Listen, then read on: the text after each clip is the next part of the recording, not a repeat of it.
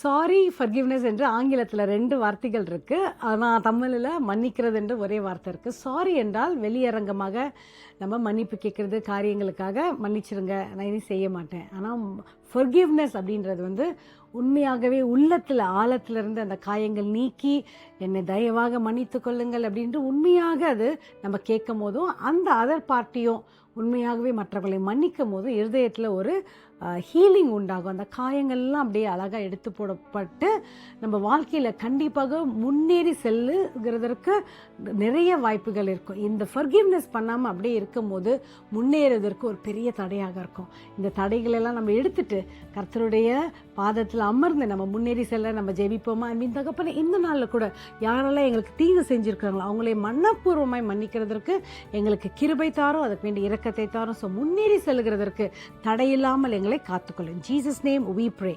Amen.